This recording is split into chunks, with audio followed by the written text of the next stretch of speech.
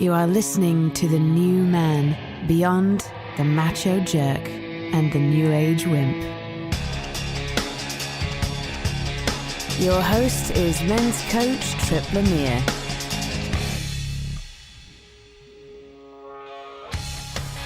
Does being successful ensure that we'll be stronger? What's the mindset that kills our freedom, aliveness, and peace of mind? And could creating the life we ultimately want be fun? Or does it have to be stressful? Today, my wife Alyson takes over the hosting duties and challenges me to redefine strength and success. We also discuss the simple mindset that allows greater freedom, aliveness, love, and peace now, not just someday when we've crossed a fairy tale finish line. All right. Welcome to the new man. Welcome to hosted by a woman. Hosted by, yeah. You're going to host it? I'm a guest host. You're the guest host. Yeah. Kind of like Brie Larson on Kimmel. Yeah, I'm actually wearing her dress right now. That dress. Wow. Thank you, Brie Larson, for the dress. She's lovely as she is, but that dress was something else. Yeah. What do you're the boss, you're the host, and I'm nervous. I can tell, a little nervous. I like that. Is this one of those times where you're going to keep this? I don't think I'll keep this. Oh, good. This isn't very good. Good. And I'll just be judging the whole time. It's an interesting seat for you to be in where you're like, you get to just sit back and be interviewed, but then you're also like, you have your specific way you like to do things. I know, yes, very much. It's not going to happen that today. You came up with this idea yesterday. We were on a walk. And no, I didn't come up with this idea yesterday. I came up with this idea years ago. Oh, okay. Excuse me. Well, you brought it to my attention yesterday. I brought it to your attention again yesterday. You sound a little spicy about it. Can I talk a little bit about what got us to that point? Sure. I'll cut it out. I don't like it. Well, I'm sorry. I have a thing in my throat. So, not that thing. So the thing that I really want for your listeners is for them to get to know you more. You spend all these hours in the saddle interviewing other people about their skills, their greatness, their gifts and insights. And I see you every day working with people, giving your gifts and insights and skills. And you're in the process of writing this book. Well, you've written it. I guess you're in the process of refining it and getting it out. And you have helped a ton of people, not just with your podcast. And so I've had for a long-standing desire. For a long time, I've had a desire to be in the interviewer's seat with you. And so I want people that have known you through the years, or people that are just getting to know you through finding your podcast now.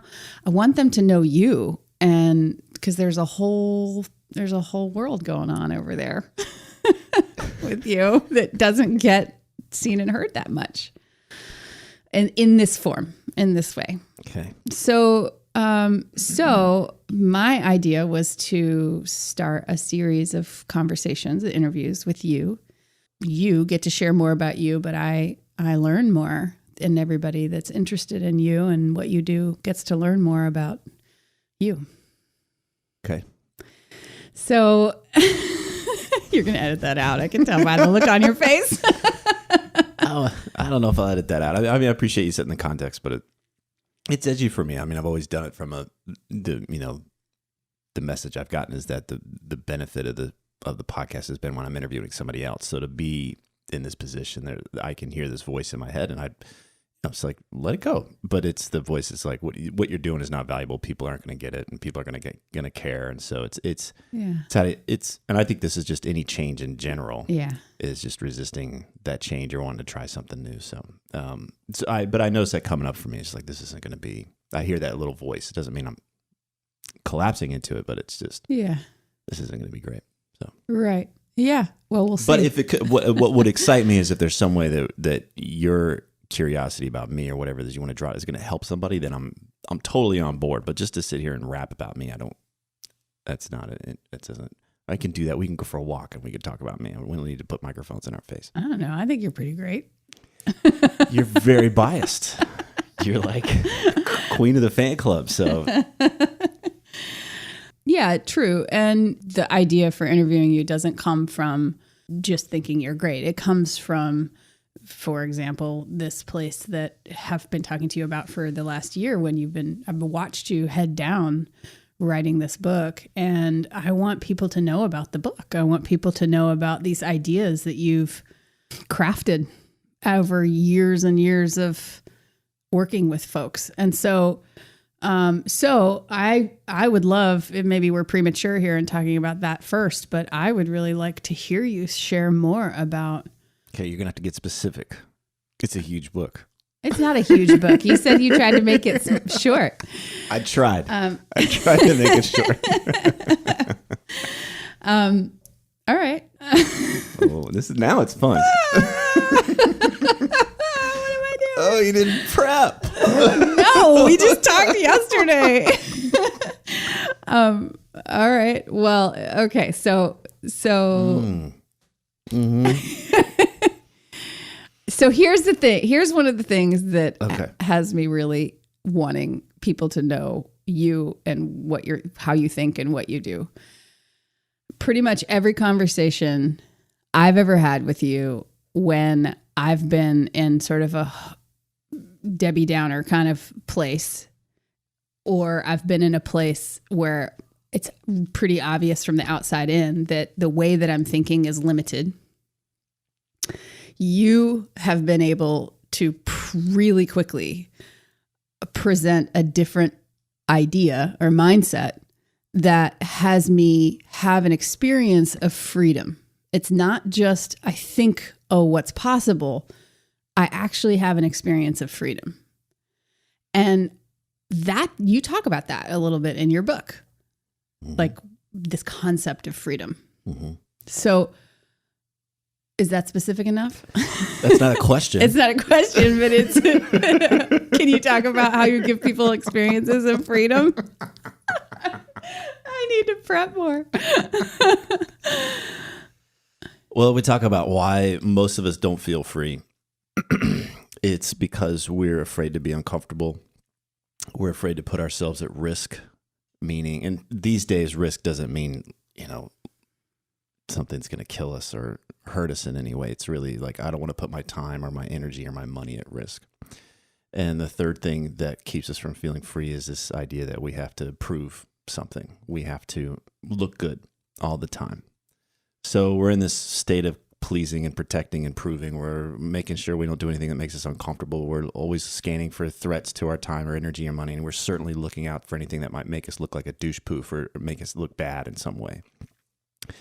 And we are collectively in that place. We buy into that together, all of us. The specifics of what those threats might mean will be different, but nonetheless, we're all buying into the same scenario that yes, we can't be uncomfortable and we can't put ourselves at risk and we can't look bad. Well, I want to know how you came to this conclusion. Like, just how did you get to this perspective? Because is it like working with clients? Is it like just media, like watching TV and seeing how social media works? How did you get to this? Well, I think it's just getting to know myself and getting to know my clients and just seeing over and over years and years of, hey, Tripp, I want you to coach me. I want to create this thing in my life. Great, let's get started. And then inevitably, within hours or weeks or a month, we hit resistance. We hit the thing that says, I can't go any further. I'm stuck. This isn't going to work. Like whatever it is, we hit that place. And so after a while, you just start to notice like, oh, they fall into these three buckets. The reason why you won't go forward is because you don't want to be uncomfortable. The reason why you don't want to go forward is because you're afraid you're going to risk your time or your energy or your money. Or the reason why you won't go forward is because you might look bad. People might think you're a failure. People, whatever. Like it's just insert the thing in there that would have you look bad or would somehow hit that button that you're not enough or you suck or something like that. So I just see this is what I'm doing every day after day after day. And it's like, here it comes. Like one of those things, some version of that is just going to come up. And I'm sure there might be other aspects of things, but I think those 3 buckets come up a lot. Something is place. We're committed to those. And so committed to not experiencing those feelings. Correct. We're committed to our comfort. We're committed to our sense of safety. And I use safety in quotes here because it's really not about our physical mortal safety. It's this idea that I need to feel safe and secure when it comes to my time and my energy and money and anything like that. But the big one is really we can't get over ourselves. Like we have to maintain. We have to the ego. It's the self-image. Sort of self-image. Yeah, it's the story we tell about ourselves. It's like, oh, this is the reason why I wear this shirt, or the reason why I live in this neighborhood, the reason why I drive that car, the reason why we're constantly broadcasting an image that says, this is me, this is me, this is me. And anything that goes against that there's just no way. We're just not going to do it. If it challenges the image that we're broadcasting to ourselves or to others in the world. And so our freedom is on the other side of that. If we're willing to challenge those things, is it really true that I have to be comfortable all the time? Is it really true that if I took a risk or I even fell on my ass that I wouldn't be okay? And is it really true that anybody gives a shit what I'm doing, or I really have to be so special, or I have to be important, or any of those types of things? When we start to take them on head on and just challenge them, then we start to see it's like, oh wow, I don't really want to let that stuff hold me back. And B, it's like the monster on the bed. When a kid sees it tells their parents that there's a monster on the bed, and you could grab a flashlight and there's nothing there. Most of the time, there's no monster under the bed. And doesn't mean it's still not scary, but most often the freedom is on the other side of confronting those things or challenging those things instead of getting better at running away from them or avoiding them. Yeah, and I'm thinking about when you and I have had these kinds of conversations, and I've had these experiences with you. The discomfort, like for me, it's like time, or I don't want to upset the system that I've created, the sort of ecosystem that I've created with the ways that I spend my time or the ways that I cultivate my relationships or whatever. And if I want to do this other thing, then that impacts everything else. And I've noticed that for you, when you have these conversations with me, you don't deny that I have this competing commitment, that I want to still have all the balance, and I like what I created so far. And that's been my biggest thing. Well, I like where I'm at. I like what I've got going so far. I don't want to change that. It's just more of a this too. Right. And so that's something that I find unique with you and the way that you talk about this, because just the way that you approach, like the freedom being on the other, if you said to me, like if I saw a commercial for you and how you do your thing, and it was like, freedom is on the other side of all the things, all the uncomfortable conversations. And well, it's actually not on the other side. It's actually present. It's more of when our thinking gets on the other side of that. I want to be really clear about that. Yeah, that's what I was trying to get to, is that the way that you approach whatever's going on with me and my experiences, and certainly how you share with the clients that you've worked with in just now, is that this place where it's not like you're denying. It's not like you have to cut off or kill or get rid of these other parts of you that want these things, or that are afraid of these things, or that don't want these other things. It's the mindset, right? Well, let's make it a little more realistic, because it's not just freedom that we're talking about. It's aliveness. If I'm feeling drained and just like I can't give a shit about my day or whatever, if I'm willing to try on this idea, I can recognize, well, my aliveness is on the other side of my discomfort. My aliveness is on the other side of me taking a risk. My aliveness is on the other side of being willing to challenge my self-image. That's a great place to start, because now I know where the doorway is. I can go find that place that feels a little uncomfortable, or feels a little risky, or feels a little challenging to my self-image. And I can now go find where, if I'm tired of feeling drained, it's within my power now to go find some more aliveness, to allow. I like to use the word allow aliveness, because it's right here. We just need to allow it. We need to get out of our own way. So There's freedom, there's aliveness, there's love. Think about what real love and connection is. It needs us to be uncomfortable. It's really uncomfortable to be in relationships. It's really risky to be in relationships. Yeah, nobody knows what they're doing. And what are you going to think of me when you see me naked? Like I may not live up to the expectation that my profile or my friends said about me, or whatever it is. Even you and I are 15 years into our relationship, and we're getting older, and there's just things like, are you still going to love me if I look a certain way? There's all these types of things that are in there. So love can be confronting in that way. And then ultimately this all impacts our peace of mind, right? I work with a lot of guys that are actually good at creating a lot of choice, a lot of flexibility. They think that's freedom.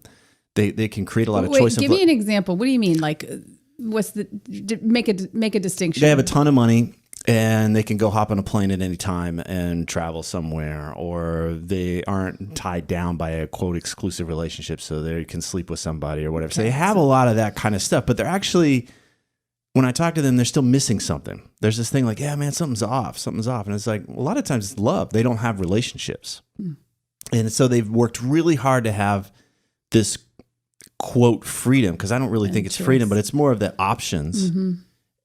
But they don't have the nurturing, like really satisfying connections with people. And so their peace of mind is shot at the end of the day. So they have all this stuff. It looks great from the outside. They may even look really impressive on social media, that kind of stuff, but inside they don't have peace of mind. And I'm hearing you say that all of these principles, which by the way are what you've been writing about, right? Right. And you're saying all of these kind of distill down to like the bottom line here is peace. It's peace of mind.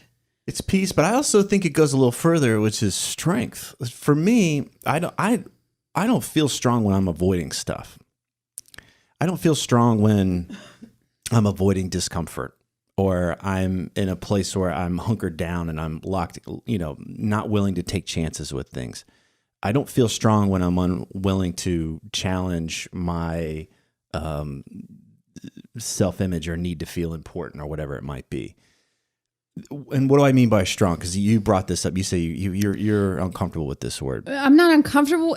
I'm confused. It has a charge for me in the sense of like, why are you choosing that word? That is a word that's created so much damage for men, especially over hundreds of years. And so when you talk about strength and being strong, I have a desire to understand, like really understand, where are you coming from when you say that? Because the whole thing around what you just said, even like, I don't feel strong when I'm running away from something. And it's like, that's one perspective. You're running away, but maybe you're choosing peace in another, like, do you have to always be the knight, like fighting? No, I don't think it has to be a fight. I'm glad you bring that up, because a lot of times that's the context of, but like for me, the confusion is that the word strong, at least in the culture that I've grown up in, has to do with women would rather see, as I quote a conversation from another time, a woman would rather see her husband or a men die on the horse fighting rather than off the horse sharing the things that are vulnerable for them. So it's like there's a whole picture that gets painted with strength. So help me understand that. I wouldn't call that strength. Great. I just wouldn't call that. That's tolerating.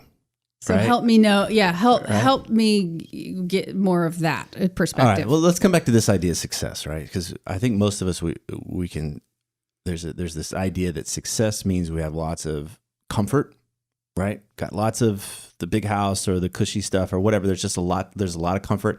There's this idea that there's lots of safety. I've got a lot of money in the bank. I've got insurance. I've got, money for a rainy day. I got all this kind of stuff. There's lots of that kind of seemingly, I've minimized the risk in my life. And then success also means I look like a badass. I've got my stuff together. So let me just, like, if people were listening and we said, hey, make a list right now of the things that would have you believe that you're successful, would it distill down to like the freedom and the... No, most of the time our success is oriented towards comfort, this sense of safety and looking good. Huh. Okay. Uh-huh.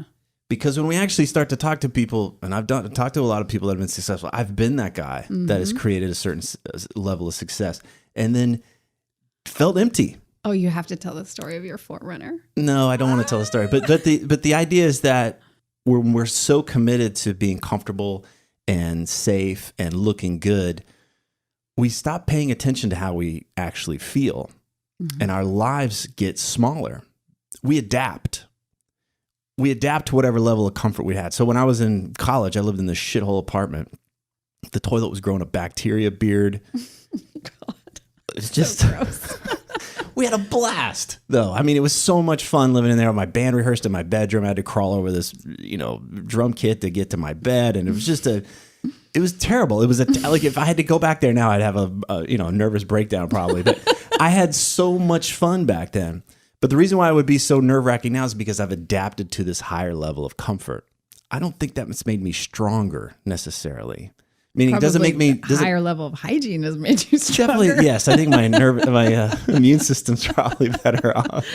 I was sick a lot, but this point being is that we adapt to these higher levels of comfort and safety and looking good, and then we're terrified to go backwards. Yeah, and so we convince ourselves that we're much more fragile than we actually are, and that's what I see happening. Is that a lot of times, like, well, once I get really successful, then I can start to take chances. Well, guess what happens when you get really successful?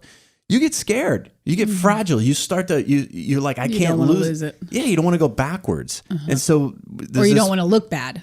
You don't want to look bad. It's all of that, right? It's like, I can't go live in that other neighborhood now. I'm used to living in this one, and I can't drive that kind of car. I'm used to driving a car at this level. These types of things become the new norm, and we start to stress out about them. We start to stress out about it, and to me, it's like, that's not strong. That's not strong if we're not willing to confront those things and we're not willing to take risks anymore. Because again, our freedom, aliveness, love, and peace are on the other side of our willingness to take some risks, to be uncomfortable, and to risk looking like a douche poof. So I want to help set that context. Here's another story. I worked with somebody who was in this startup, so much upside in terms of money and status, and everybody kissing this person's ass, and like, oh wow, you're amazing, you're going to be in this magazine, everybody's going to kiss your ass. Guess what? This person's not sleeping. This person's like really only a few hours a night. This person was not seeing their family. Family was falling apart. 2 kids. And their partner was just like, I don't ever see you. You start to look around, it's like, that's not strong, right? This person wasn't working out, wasn't taking care of their body, stressed to the hilt.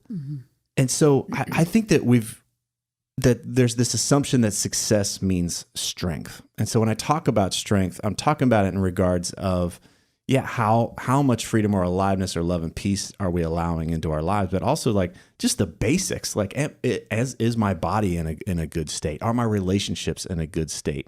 Because in our culture, we tend to celebrate that part of us that's on the horse and willing to die for those things. But I don't really think that that's strength. We don't have to do that shit these days. We're not fighting off that kind of. Most of us are not in that place where we have to fight that off. But nonetheless, we're continuing to carry that forward, that belief that we're up against this terrible adversary. No, we're not. Most of us, especially if you're listening to this, most of us are up against this fear of being uncomfortable or risking our time and energy or money, or God forbid, somebody might think less of us.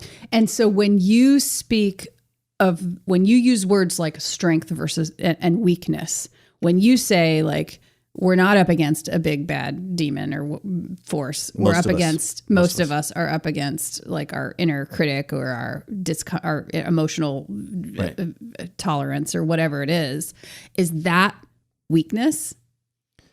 Like when we let that get the best of us? Weakness, I think we get weak when we are convincing ourselves that we can't tolerate more discomfort. I think we are weak when we believe that voice in ourselves, in our head, that says we can't take risks with our time, our energy, or money. I believe we're weak when we buy into the story that we have to be so important because everybody gives a shit. Nobody gives a shit. So that's what I believe is weakness. That's weakness. Yes. And then strength is the thing the reason that I'm so curious about this word with you is that in our, again, in the culture that I was raised in, it has to do with dying on the horse. And you're saying, no, not at all. That strength is actually being able to stay like sort of eye on freedom, aliveness, peace. It starts with the body. Let's just look at it from that. Like, how are we living? Like, and in order to create our success, are we still able to sleep and still take care of ourselves? Or are we doing this martyrdom thing? Right? I'm familiar with that. But even though, but there's some folks that get into that when they have plenty of money, they got plenty of comfort, plenty of safety, but they can't get off of that horse. And so they continue to drive this. So they continue to believe that they're in some kind of frantic, urgent. It's imperative. It's imperative. This is critical. Yeah, it's so important. And it's just like, what's so important? And they can't realize that they're just stuck in a game that they've been playing since they were, who knows when. They got indoctrinated with it by their parents or their culture or whatever, but they just don't know how to play any other game unless they're freaking themselves out and stressing themselves out. And it's like, who's driving? Like, who's in your head making these choices? And what if it's not true? Like, what if you could take risks? What if you could be willing? Because put it this way, our culture, we tend to think when being bold or being strong means doing more.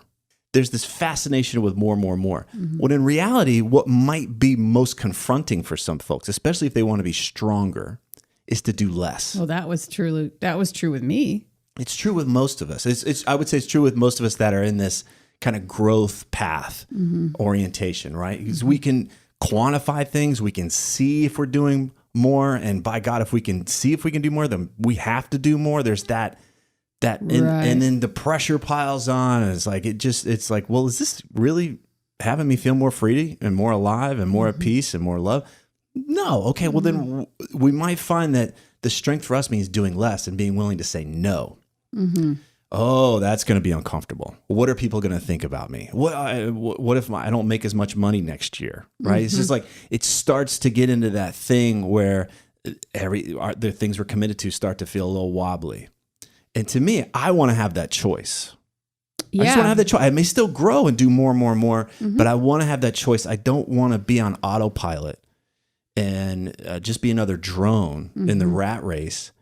I want to forge my own path. I want to create success on my own terms, even if that means I make a fraction of what I used to, but I feel more expansive. Well, and your lifestyle is set up exactly the way you could have I've never hoped and dreamed it to be. Yeah, and I've never wanted to be a slave to that. I've never wanted to be like, well, I've got to have all this stuff, so I got to go put in, I got to go freak myself out now and drive myself into the ground and deny myself any peace of mind because I've got to create that. So when we talk about strength, to me, the strength is the willingness to be like, I don't have to play that urgent, frantic game. I'm stronger than that. I don't have to maintain this running and grinding myself down to do that. I want to be really clear. Having more of anything is not the problem. It's the mindset we're bringing to it. And if we're bringing that frantic, fear-based pressure, that's not strong. I would say that's frantic, fear-based pressure. I would say that's pointing to the part of us that's on the run. The hamster wheel. I might be uncomfortable. We might not have XYZ, and what will they think of me? Blah blah blah. To me, that's a weak mindset. It's fear-based, and we're better than that. Like we're in a place now where we really don't have that much to fear. I mean, just go look at the statistics. That our lives are so much better off. Yeah. And we've adapted, and now this new form of survival has popped up and said, oh, well, if I don't have this and this and that and that, then I'm screwed. Then I'll die kind of thing. I'll die if I don't have XYZ. It's like, well, no, you won't. You'll be uncomfortable. It'll feel risky, and people might think XYZ, or you might not like the way you look if you're doing this. The thing I want to make clear is that it's not the stuff. Okay, it's not the car, it's not the money, it's not where you live. That's not the problem. It's how we're orienting towards it. Okay? If we are buying into the fact that our lives are messed up, or we're not enough, or we're not going to be okay unless we have XYZ, that's the stuff that I want to say, hold on, that's the opportunity here. So is it really true? Because if I don't have to buy into that, well, freedom's here now. My aliveness can come back because I'm not having to beat myself to do X, Y, Z, right? My sense of love and creativity and connection with people around me is because I don't have to, go slave away at X, Y, Z, and my peace of mind can return. If I'm willing to challenge that stuff, that we can make it a game though. I think it could be really fun. And when I'm working with people, it's like, oh, we don't have to change what you're playing, but we can change how you're playing it. And we might find that there's a way to, because most of the time when we're feeling drained or trapped, we're like, oh, I got to do a 180. I got to blow everything up. There's this huge thing like, I don't see a way out of this. And it must be coming to an end. It's like, no, maybe not. We just got to reorient how we're associating. Going towards it. And a lot of times that's when we can find aliveness, and when we're willing to, like, well, if I was willing to, how about this? Most of the time, guys, like, I don't know what I should do. And what's really like, I'm in this place, I'm feeling trapped with this, I'm feeling drained by this, right? I hear that a lot. And most of the time when somebody says, I don't know what to do, what's more true is, I don't know what to do that wouldn't be uncomfortable or risky or make me look weird or bad or like a loser. And if we were willing to be uncomfortable or to take some risk or maybe look bad, then we start to find all kinds of options. And so to come back to where you and I started our conversation today, it was, well, what would be fun? Right. Oh, well, you can't have fun. It's got to be hard. It's got to be difficult. There's too much on stake. I can't have fun here. You start to pick apart people's thinking. Can't have a novice interview you. You can't have a novice interview. Somebody who didn't prep. But that's where you start like, wow, this could actually be fun. I was like, yeah, it could be. If you wanted it to. Yeah. You could actually start to think of it, instead of fighting for your survival, that could actually be a game. Yeah. No, it can't be a game. It's got to be serious. It's got to be tough. It's got to be hard. It's like, okay, where'd that idea come from? Yeah, we start to find where these ideas are rooted in our programming and domestication. And so, well, how would you orient towards your marriage, or how would you orient towards your career if you were going to do it from a place that would be fun or playful? Oh, wow. For a lot of guys, it's hard. It's really difficult to do that. And what they find is it's hard for them to give themselves permission to do that. But that's where the work is. It's like, that's where we can start to go in there. And if they're willing to do the work, then they can be one of those rare few guys on the planet. It's just like, man, I didn't know you could do that. I didn't know you could make this fun. I didn't know you could make this creative and still be highly effective. That's what I see in here with you, with people that get a little bit of your, medicine, as they're walking away like, oh my God, I didn't know you could do that. Holy shit. I just didn't think I could have that conversation. I didn't think that was possible. I didn't know, wait, I can do that. I can ask for that raise. I can, whatever that is. And yes, you can if you're willing to be uncomfortable. Yes, you can if you're willing to take risks. Yes, you can if you're willing to challenge your self-image and about how you're supposed to look and how you're supposed to do things and what others might expect. If you're willing to do those things, whoa. And everything's wide open. Totally. And the way that you talk about it, like you're doing a lovely job when I see you talk about it, where you weave in the freedom or the peace or aliveness. That's really a felt experience in the conversation. Well, that should be something we talk about next time, is like coming back to that and letting that be a guidance system. Totally. Because, just having more and comparing ourselves to others doesn't necessarily help us create what we want. So we could dive in there. Yeah, let's do that. I've got a question. Do you feel like you understand this idea of strength better? Yeah, I definitely understand this idea of strength better. Yeah. Okay. Yeah, you just would throw it around, the word that's not strong, or that's you want to be strong, and I just didn't have that full context. I want to take it back from this kind of macho thing. Yeah. I'm tired of strength being associated with macho, but macho is another form of fear. It's another form of posturing. It's a puffing ourselves when up. It's in the inverted sort of shadow side. Exactly. Yeah. Right. It's like we look at those archetypes, and, I make fun of you for watching those superhero movies, but it's like everyone's like talking tough. Yeah. They just all they do is just talk tough. Nobody. It's just like, this is right. bullshit. There's no actual. It's all posturing. Right. It's all posturing. It's all macho. That's not strong to me. Right. Right. Like the strength would be, hey, here's what's really going on for me, and here's what I really want. And I would love for you to come on board. And if you don't, that would suck. But I'm going this route. Like, whoa. Like that's strong and stuff. You better do this. And right. Listen to all this bullshit. Right. So I am planting a flag for strength, but I want to redefine it. I want to redefine what strength means. I want to redefine what success means, instead of just having more and more and more of shit we don't really need. And another chapter is going to be redefining the word dangerous, because that's another one. That's another one. That might be. I don't know if you can handle that one, though. I can totally handle it. You try me. I don't know. Try me. I don't know. We'll see. Put some lube on it. You can edit that out. You couldn't resist. You. I've been with you for 15 years. What do you think? I'm not going to say things that you would say? Don't blame me. I totally am blaming you. If these interviews are helping you, then please visit The New Man on iTunes and leave us a positive review so others can discover the show more easily. Thanks for listening.